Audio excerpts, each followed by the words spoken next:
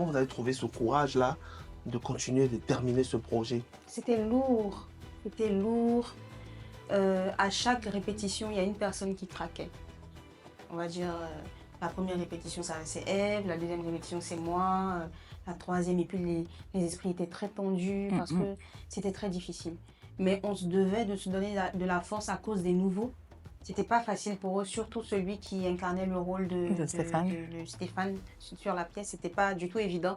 Donc on se devait quand même de se donner de la force et pour les nouveaux et pour la mémoire de Stéphane parce que c'est lui qui a donné, qui a été le premier à accepter cette date-là. Il était très très heureux à l'idée de faire cette représentation au Palais de la Culture. Et on n'avait pas le choix que de se donner de la force, quoi. Mais j'avoue que c'était très difficile. Et même la veille, pendant la répétition, c'était compliqué parce qu'il y avait l'hommage artistique, la veille artistique. C'était compliqué.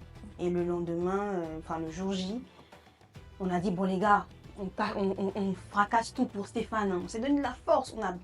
Dès qu'on a fini de jouer, on a craqué. Ouais. C'était difficile. Tu savais, parce que quand vous jouez plusieurs fois comme ça, il y a des automatismes, il y a plusieurs représentations, on voit en fait le truc. C'est ça. Et ça, dès qu'on a terminé, on a relâché. Ouais, d'accord. D'accord, écoute, on va relâcher nous aussi, on va faire une petite pause.